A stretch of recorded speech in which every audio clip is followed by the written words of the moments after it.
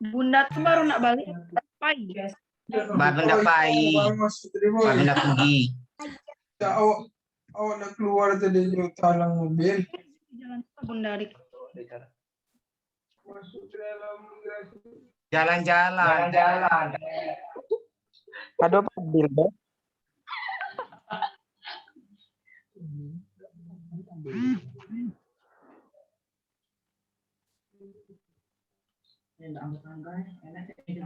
Ada suara Padil loh. Ada. Itu suara apa tuh? Suara burung. Lara aku ngapa ganti orang?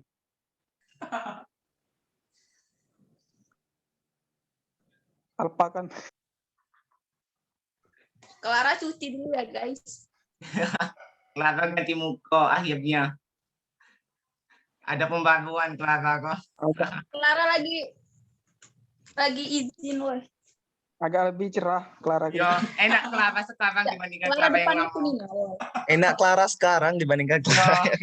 Woi, Asli. buka aku aja. Oh, Lebih panjang. woi, kamu nih centil nih ya. Udah ganti baik, Aku Dion Nadia. ganti baik Clara. Kami udah Clara deh. Di nih, centil nih yo. Ya, revolusi. Anak fisipol jadi anak escape. Astaga. Bagaimana Ananda, kita lanjut? Lanjut aja, Dalil. Lanjut Bunda. Baik, terima kasih kepada Saudari Kenzi yang sudah bertanya. Selanjutnya kita akan menjawab pertanyaan dari Saudara Andika yang mana akan dijawab oleh Saudari Meiji. Pada Saudari Meiji disilakan.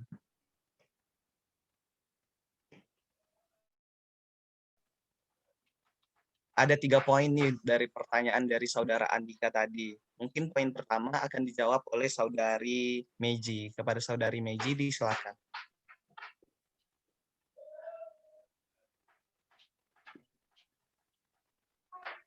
Halo Saudari Meiji. Apakah sinyalnya sudah membaik? Mejinya baru join, Win. Begitu ya. Baik, terima kasih kepada teman-teman sekalian. Selanjutnya, kita akan menjawab pertanyaan dari Saudara Andika. Berhubung pertanyaan dari Saudara Andika ini ada 3 poin, maka poin pertanyaan pertama akan dijawab oleh Saudari Meiji Sheila Putri. Pada Saudari Meiji, disilakan. Baiklah, terima kasih kepada moderator. Jadi di sini saya akan menjawab pertanyaan dari Saudara Andika yang pertama yaitu ciri seni rupa. Di sini ada ciri seni rupa di zaman prasejarah. Ciri di zaman prasejarah ini media yang dipakai berasal dari zaman yang seperti kayu, batu atau logam. Motif yang digunakan misalnya berupa flora, fauna, geometris, atau figuratif, yang biasanya digunakan sebagai simbolis upacara saklar atau keagamaan. Itulah jawaban dari saya. Kembalikan kepada moderator.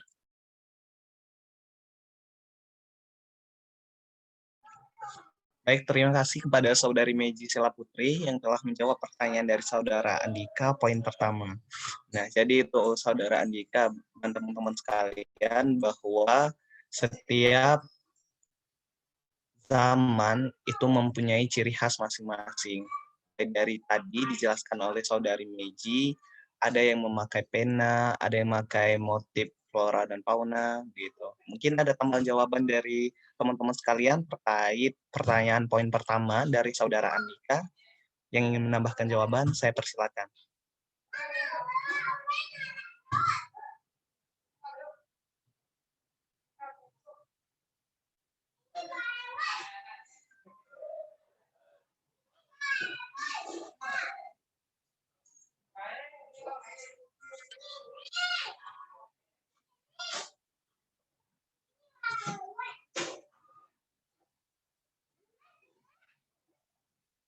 Baik, terima kasih kepada teman-teman semuanya. Kalau tidak ada yang menambahkan jawaban terkait dengan pertanyaan pertama dari Saudara Andika, maka kita akan melanjutkan ke pertanyaan kedua dari Saudara Andika. Yang Izin pertanyaannya adalah, sebentar, moderator. baik, disilakan Saudara Andika. Tadi Saudari Meiji menyebutkan memang betul setiap perkembangannya itu alat yang digunakan juga berbeda-beda. Nah, tadi Saudara moderator menyebutkan ada yang memakai pena, ada yang memakai kayu. Nah, untuk yang memakai pena dalam aliran atau dalam seni rupa, perkembangan seni rupa itu dimulai pada kisaran berapa ya sesuai perkembangannya?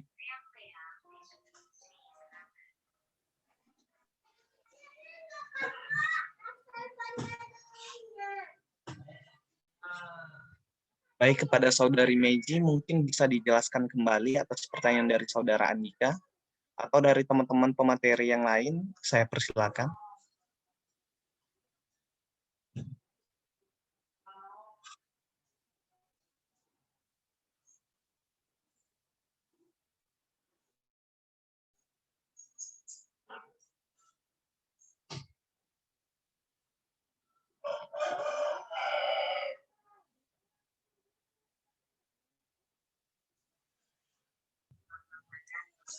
Dia bantu jawab. Emang ada yang ngomong pena, Yodik? Tadi ini moderator bilang pena. Pada zaman sekarang, media yang kita gunakan adalah berupa pena, pensil. Zaman di mana di abad ke-20 ini kita menggunakan medianya adalah pena dan pensil. Kalau dulu itu kita menggunakan kayu, batu, dan begitu teman-teman sekalian. Jadi di sini setiap zaman itu pasti menggunakan media-media yang berbeda. Ada di zaman prasejarah kita menggunakan kayu, batu, atau mungkin arang mungkin.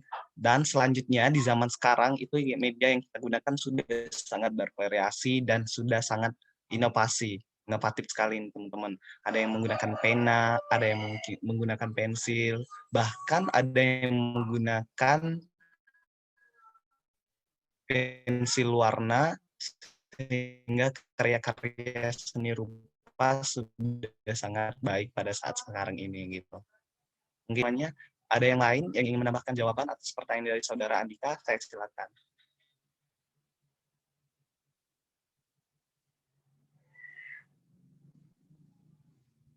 Jadi yang saya tangkap berarti Bagaimana teman-teman? mulai abad 20 ya moderator dalam seni rupa yang menggunakan media pena ya.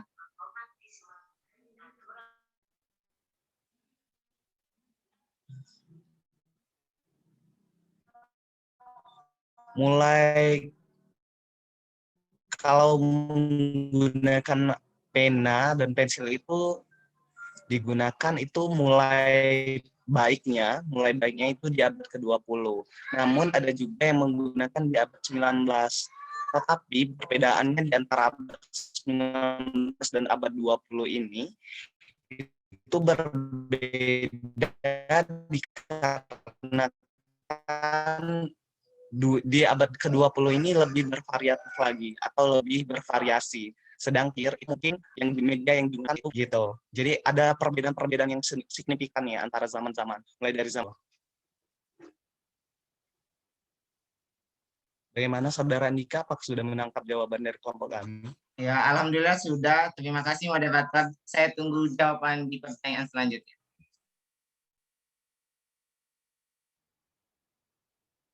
Terima kasih pada Saudara Andika. Kepada teman-teman yang lain, adakah yang menjawab pertanyaan dari Saudara Andika? Baik, saya akan menjawab pertanyaan Andika. Baik, Yang disilakan pertanyaan Saudara Andreas. Baiklah, pertanyaan dari Andika tadi yang poin kedua, yaitu tentang apa yang menyebabkan perubahan aliran dari apa yang dianutnya, kan? Ya, betul. Baiklah, jawaban saya yaitu setiap Ya, baiklah. Jawaban saya nanti bisa ditambahkan oleh teman-teman sekalian bahwa aliran seni rupa bisa mengalami perubahan atau pergeseran karena seiring dengan kebutuhan dan perkembangan pola pikir, tradisi, dan budaya masyarakat. Itulah jawaban dari saya. Mungkin ada teman-teman yang Izin menambahkan moderator. Baik, disilakan Saudari Eliza. Tadi di sini saya tahu maksud dari saudara Andika, bahwa saudara Andika tadi itu bertanya tentang apa yang saya jelaskan kan, saudara Andika, yang pada zaman barok dan rokoko yang Koko. saya jelaskan tadi. Pada zaman ini bentuk-bentuk penyelewengan kaidah seni ini tampil lebih meluas, itu kan yang maksud kamu tanyakan itu. Bukan, Jadi di tadi kan Saudari Eliza saya mendengar menyebutkan ada beberapa aliran seni rupa yang keluar gitu. Nah, dari penyampaiannya. ya itu tuh di zaman barok dan rokoko tadi. Baiklah, di sini saya akan menambahkan sedikit penjelasan dari saudara Andreas, bahwa di sini pada zaman ini lukisan-lukisan itu terkesan berlebihan dari keadaan yang sebenarnya. Seperti seorang seniman Belanda ini, dia ada melukiskan tubuh-tubuh orang yang penuh dengan otot-otot serta toko-toko perkasa. Rokoko diambil dari kata rokail yang berarti seni kulit kerang, sejenis kesenian yang sangat digemari pada saat di zaman itu, yaitu pada saat di zaman Italia. Pada zaman inilah bentuk-bentuk penyelewengan kaidah seni tampil meluas. Lukisan-lukisan dibuat menjadi lebih indah dari aslinya, lebih hebat, dan lebih menyimpang dari sebenarnya. Karya seni menjadi barang pesanan kaum bangsawan dan juga saudagar yang memiliki banyak uang pada zaman itu. Sehingga karya seni pada zaman ini nih diperjualbelikan secara salah dan menjadi komoditas yang tidak berharga. Dan pengalihan kembali corak-corak lama yang terdapat pada gaya-gaya Yunani purba dan Romawi telah melahirkan aliran baru yang dikenal dengan aliran klasik dan neoklasisme dalam seni lukis dan seni patung. Intinya tuh pada zaman itu tuh mereka tuh lebih menyimpang lagi biar dia tuh lebih berwarna lagi, karena kan semakin zaman kan semakin meningkatnya zaman, maka dia tuh makin berkreasi seperti itu Nadik. Jadi pada zaman ini nih karya itu makin dibikinnya menyimpang, makin banyak diberikan corak-corak, banyak diberikan gambar-gambar apa. Jadi gambar orang jadi dibentuknya kayak otot-otot besar seperti itu Nadik. Jadi lebih aneh lagi seperti itu. Nah, jadi terkesan menyimpang. Mungkin itu saja Baik, yang terima kasih. Izin menanggapi atau ingin Baik, terima kasih pada bertanya Saudara sedikit. Andika. Ya, Jenis silakan, Saudara. aliran yang menyimpang itu aliran yang seperti apa, Saudari Eliza? Yang menganut aliran yang seperti apa?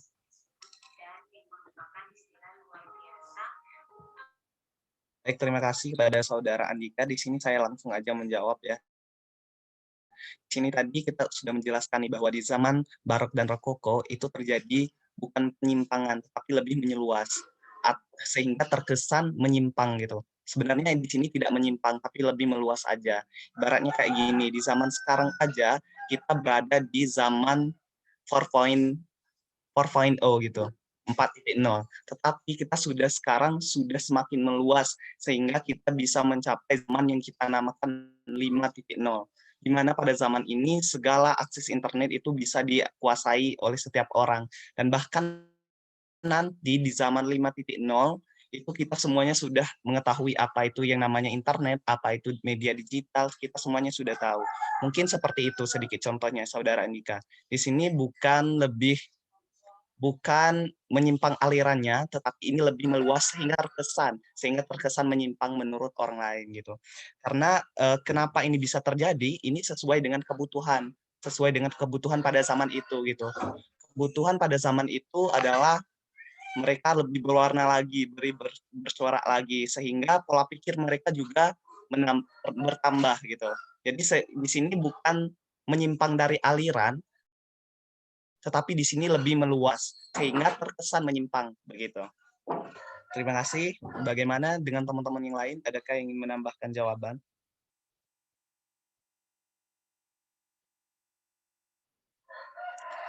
Jika tidak, kepada Saudara Andika, apakah pertanyaan kedua sudah terjawab? Sudah mendekatkan. Oke, baik. Terima kasih kepada Saudara Andika. Selanjutnya kita ke pertanyaan ketiga dari Saudara Andika nih, yang akan dijawab oleh Saudari Nerliana. Kepada Saudari Nerliana, kepada Saudari Rahtu. Kepada Saudari Rahtu, disilakan. Terima kasih moderator. Di sini saya akan menjawab pertanyaan Andika tentang lukisan Mona Lisa. Baiklah, lukisan Mona Lisa memang sangat terkenal di dunia seni. Karena salah satu alasannya keahlian pelukisnya sendiri, yaitu Leonardo da Vinci. Da Vinci menggunakan teknik melukis yang sulit dilakukan, yakni gradasi warna untuk menciptakan efek 3 dimensi pada lukisannya. Selain itu, Da Vinci juga menguasai ilmu anatomi sehingga membantu proporsi lukisannya terlihat presisi. Lukisan ini dikerjakan dengan sepenuh hati sehingga penikmat lukisan bisa fokus pada bagian matanya, sedangkan bagian mulutnya disesuaikan dengan sudut penglihatan.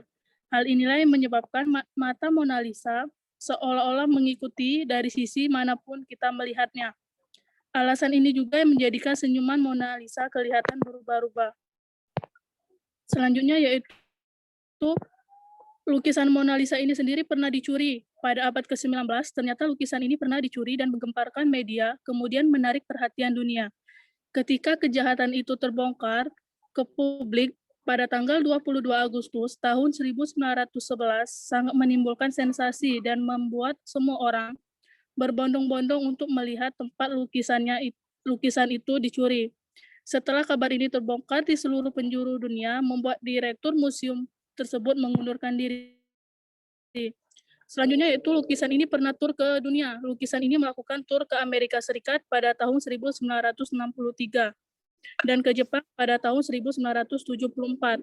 Mona Lisa melakukan perjalanan ke Amerika Serikat menggunakan kapal laut dan menarik sekitar 40.000 pengunjung per hari ke Museum Metropolitan di New York City dan galeri seni di Washington. Selanjutnya itu lukisan ini tanpa kita sadari yaitu wanita tanpa alis. Ternyata banyak orang yang tidak menyadari bahwa lukisan Mona Lisa ini tidak memiliki alis. Lukisan ini dibuat sebagus mungkin sehingga para pengunjung tidak menyadari lukisan Mona Lisa ini tidak memiliki alis. Itulah beberapa alasan yang menjadi mengapa lukisan Mona Lisa ini sangat fenomenal sampai saat ini. Terima kasih, kembali kepada moderator.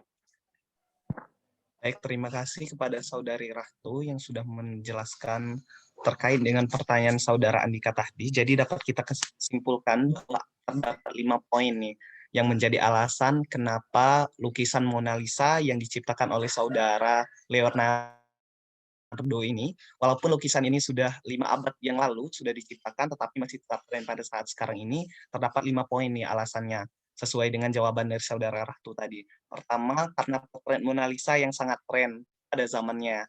Terus yang kedua, pernah dicuri.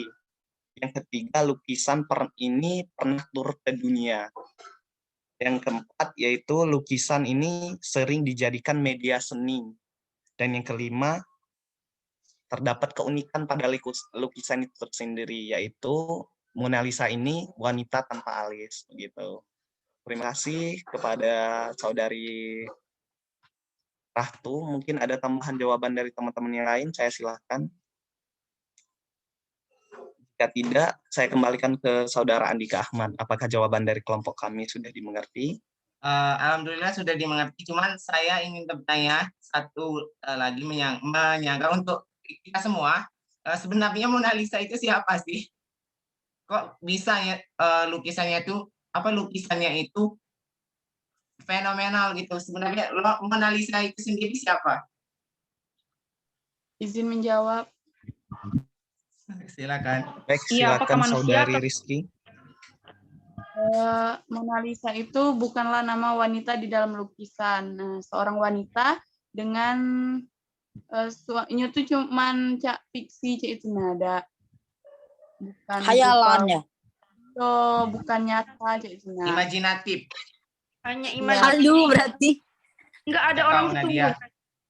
Atau judul lukisan Mona Lisa itu berasal dari biografi Giorgio Vasari tentang Leonardo da Vinci yang terbit 31 tahun setelah ia meninggal dunia. Jadi itu tuh tidak sesungguhnya.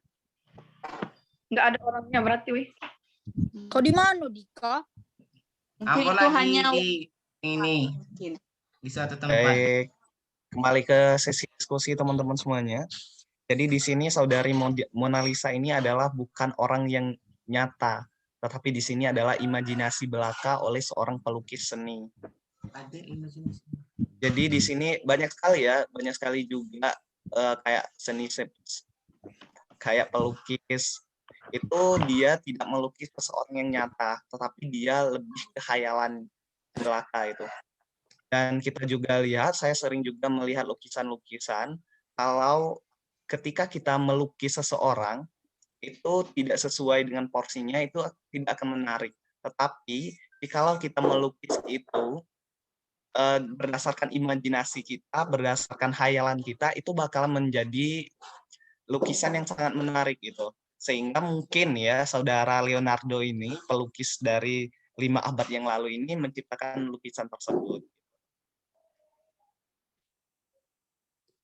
Baik, terima kasih teman-teman semuanya. Selanjutnya kita beralih ke pertanyaan dari Saudara Edo Kurniawan yang akan dijawab oleh Saudari Trinadia Wahyunikias. Kepada Saudari Trinadia, disilakan.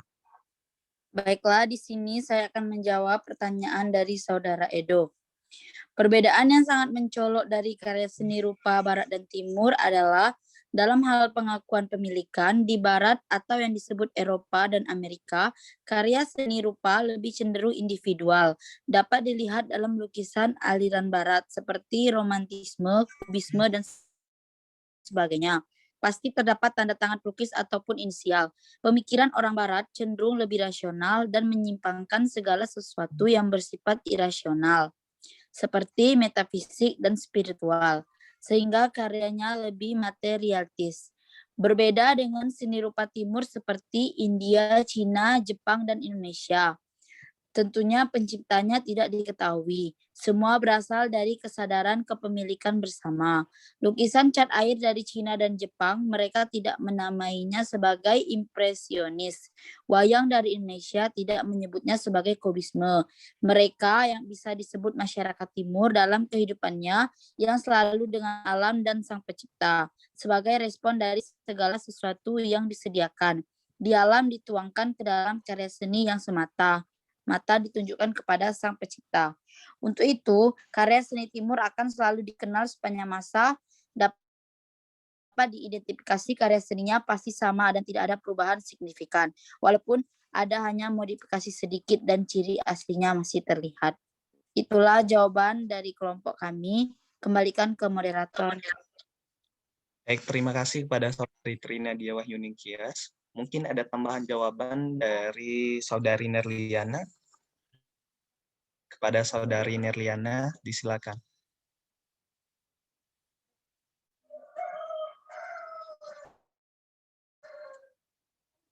Atau ada tambahan jawaban dari teman-teman yang lain, saya persilakan.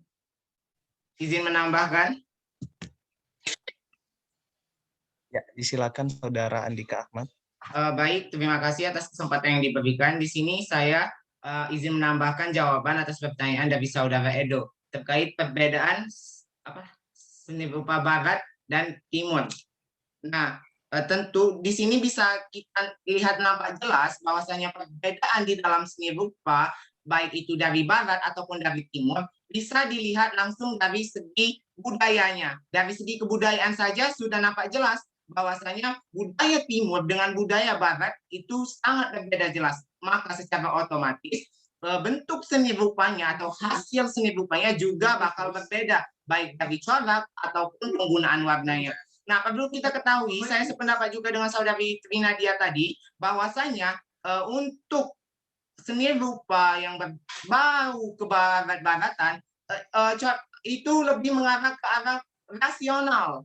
Terus bentuk pemikirannya pun juga lebih ke mengarah ke rasional dengan menggunakan cara seperti kubisme, terus dan lain-lain sebagainya. Surrealisme pun juga masuk ke dalam bentuk aliran tersebut.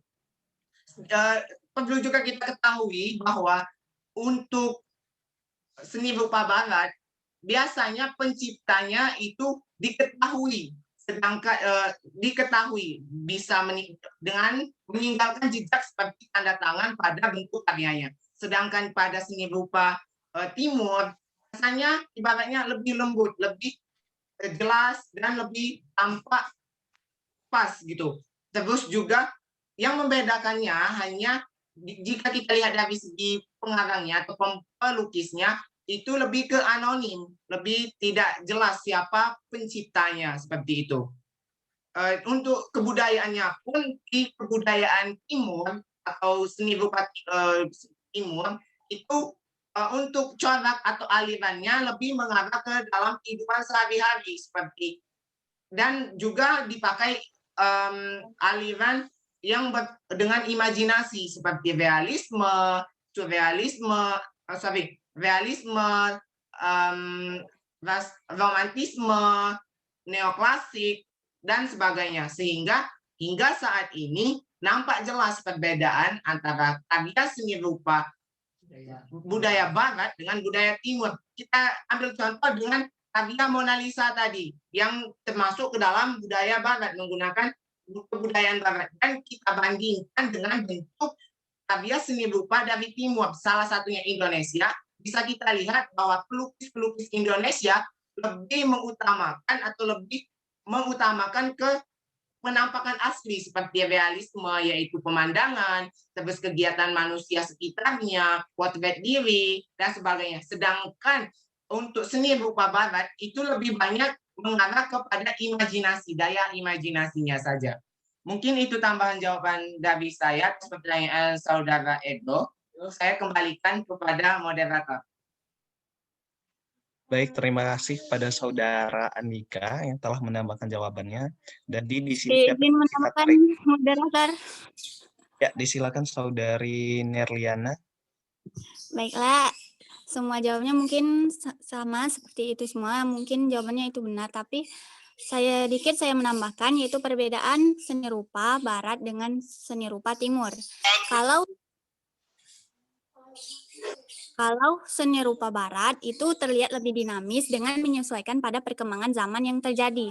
Sedangkan seni rupa timur biasanya lebih mengutamakan aspek sejarah dan budaya yang dapat sedikit diberi nilai kehidupan pada zaman modern seperti saat ini. Sekian tambahan jawaban dari saya. Kembalikan kepada moderator. Baik, terima kasih kepada saudari Nerliana yang sudah menambahkan jawabannya. Jadi di sini teman-teman semuanya dapat kita tarik kesimpulan bahwa perbedaan yang cukup signifikan antara antara seni rupa barat dengan seni rupa timur. Yang pertama itu jelas dari penciptanya.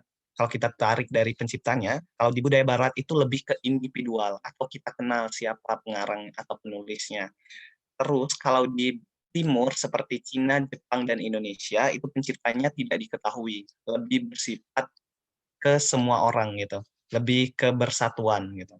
Kalau kita terus yang kedua, kalau dari seni rupa barat itu lebih bersifat dinamis, sedangkan di timur itu sifatnya berdasarkan sejarah dan budaya. Begitu teman-teman semuanya. Baik, terima kasih kepada teman-teman yang sudah menambahkan jawabannya. Bagaimana dengan saudara Edo Kurniawan? Apakah jawabannya sudah dimengerti? Terima kasih, jawabannya sudah sangat jelas sekali. Terima kasih. Baik, terima kasih kepada teman-teman semuanya. Itulah tadi jawaban ketiga. Itulah tadi jawaban yang telah kita jawab dari beberapa pertanyaan dari saudari Kenzi, saudara Andika, dan juga saudara Edo. Mungkin itu saja teman-teman sekalian terkait dengan seksi tanya jawab. Sekarang kita beralih ke kesimpulan yang mana akan disampaikan oleh materi dari kelompok 1. Kepada teman-teman yang ingin membacakan kesimpulan, saya persilakan.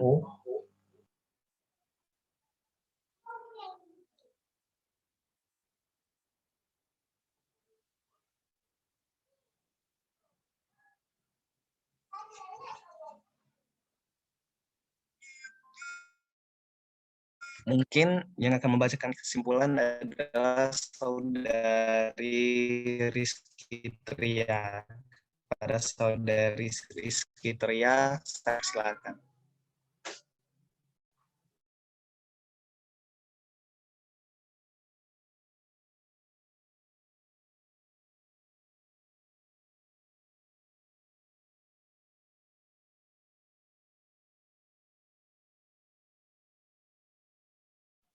Mohon maaf, mungkin saudari Rizky Tria sedang sinyalnya kurang baik, maka kita akan menunggu sebentar untuk saudari Rizky Tria.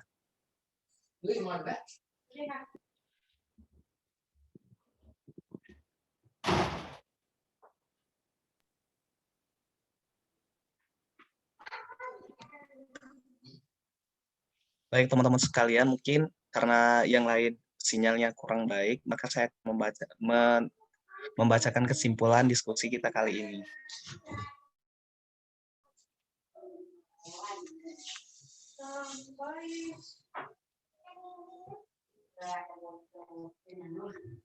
Baik teman-teman sekalian, terkait dengan diskusi kita kali ini mengenai sejarah dunia dan juga penemu-penemu seni rupa di dunia. Maka dapat kita simpulkan setiap seni rupa itu pada zamannya berbeda. Dan ada dari seni rupa zaman prasejarah, ada seni rupa zaman barok dan rokoko, ada seni rupa pada zaman Renaissance, dan ada juga seni rupa di abad ke-19 dan 20. Kesimpulannya adalah setiap seni rupa pada zamannya otomatis jelas berbeda. Dan otomatis juga seni rupa pada saat sekarang ini lebih baik dibandingkan pada zaman-zaman yang dahulu. Terima kasih, mungkin itu saja dari kelompok kami. Saya Wilky Putra Juliansa, mewakili teman-teman yang bertugas. Mohon maaf apabila terdapat kesalahan, saya akhiri. Wassalamualaikum warahmatullahi wabarakatuh. Waalaikumsalam warahmatullahi wabarakatuh. Dika ngegas Nian. Kau pakai chat Andre, vlog. panggilan kepada Andre. Baik, ada apa saudara Tommy? Bagaimana Selesai, guys. kiriman ROG-nya udah sampai belum? Roji. Sepertinya belum.